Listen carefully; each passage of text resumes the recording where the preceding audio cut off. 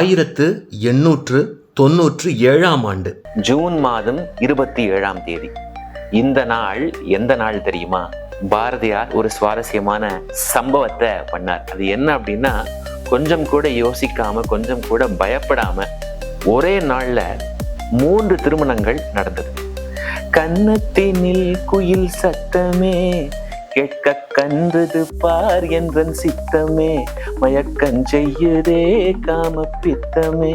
அந்த நிறைவு நாள்ல பாரதி என்ன செஞ்சார் அப்படின்னா, ஒரு ஆசுகவி இயற்றினார் அப்படின்னு செல்லம்மா பாரதி பதிவு செய்யறாங்க. பாரதி கான்சியஸ்னஸ் சேனல் நேயர்களுக்கு இனிய வணக்கம். நான் நிரஞ்சன் பாரதி, மகாகவி பாரதியாரின் எள்ளுப்பேரன், கவிஞன், திரைப்பட பாடலாசிரியன். 1897 ஜூன் மாதம் 27 இந்த நாள் எந்த நாள் தெரியுமா? பாரதியாருக்கும் செல்லம்மாளுக்கும் திருமணம் நடைபெற்ற நாள்.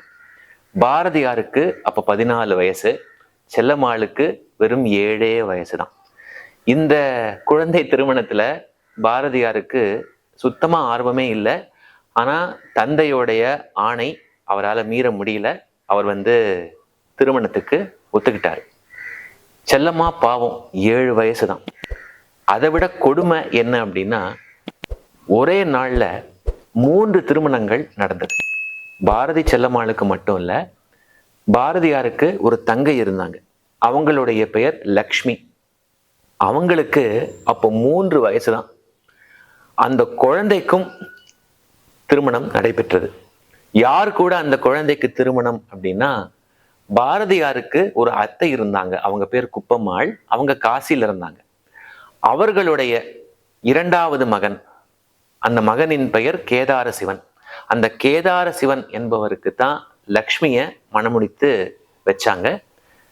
அதே நாள்ல செல்லம்மாவுடைய அக்கா, அவங்க பேரு பார்வதி, அவங்களுக்கு கேதார சிவனுடைய அண்ணா விஸ்வநாதன், அவரோட திருமணம் நிச்சயிக்கப்பட்டது. இந்த 3 திருமணங்களும் செல்லம்மாவுடைய சொந்த ஊராகிய கடையத்துல நடந்தது. ரொம்ப ரொம்ப அழகான ஒரு ஊர்.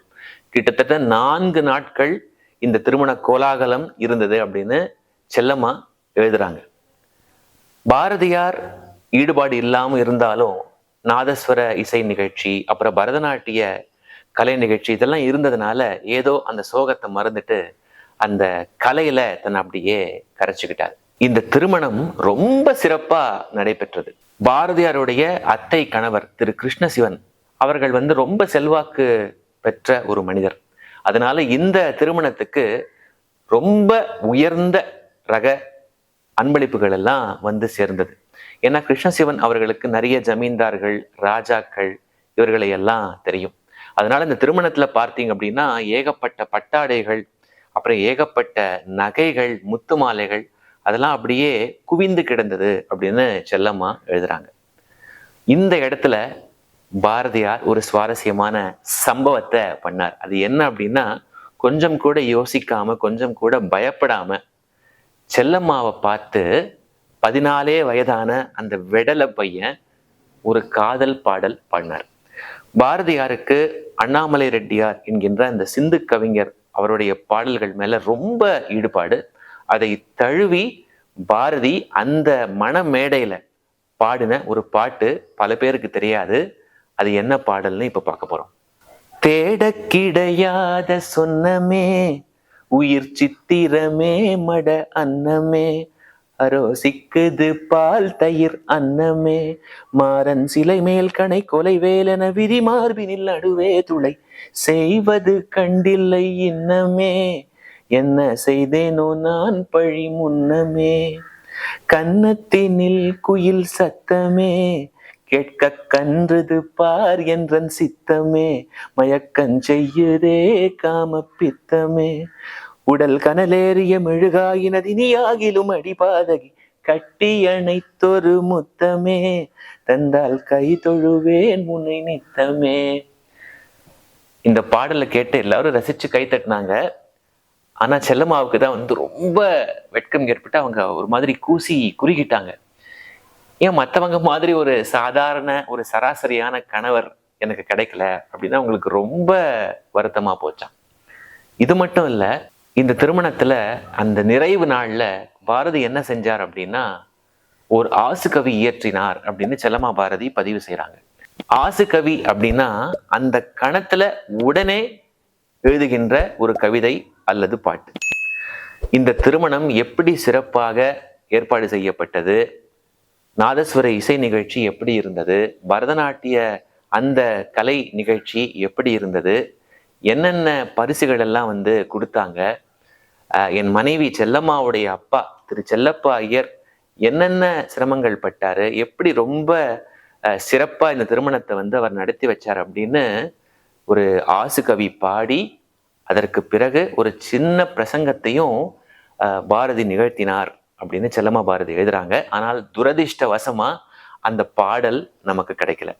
செல்லம்மா பாரதி ஒரு முக்கியமான தகவலையும் சொல்றாங்க. என்ன அப்படின்னா, கிட்டத்தட்ட ஒரு 120 ஆண்டுகளுக்கு முன்னே நடந்த இந்த திருமணம் இருக்கு இல்லையா, ஒரு சரித்திர திருமணமா அந்த நாட்கள்ல பேசப்பட்டது.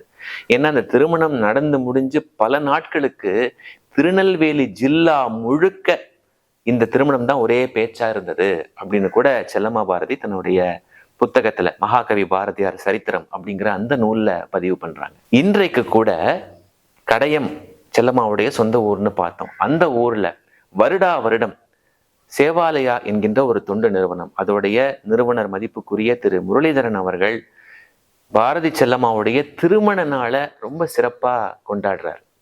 4 நாட்கள் வைபவமாக இது நடைபெறுது. வாய்ப்பு இருக்கும்போது ஜூன் 24ஆம் தேதியிலிருந்து 27ஆம் தேதி வரை நீங்க கடையத்துக்கு போனீங்க அப்படின்னா பாரதி செல்லம்மா திருமண நிகழ்ச்சியில நீங்க பங்கேற்கலாம். இதே போல இன்னும் பற்பல சுவாரஸ்யமான காணொளிகள் பத்தி நீங்க தொடர்ந்து தெரிஞ்சுக்கணும், ஃபாலோ பண்ணணும் அப்படின்னா பாரதி கான்சியஸ்னஸ் அப்படிங்கிற இந்த சேனலுக்கு சப்ஸ்கிரைப் பண்ணுங்க. இந்த காணொளி பிடிச்சிருந்தது அப்படின்னா லைக் பண்ணுங்க, ஷேர் பண்ணுங்க, உங்களுடைய கருத்துக்களை கமெண்ட்ஸ் செக்ஷன்ல பதிவு பண்ணுங்க. இதே போல இன்னும் ஒரு சுவையான சம்பவத்தோட உங்களை நான் திரும்ப சந்திக்கிறேன். அது வரைக்கும் உங்ககிட்ட இருந்து விடைபெறுவது நிரஞ்சன் பாரதி.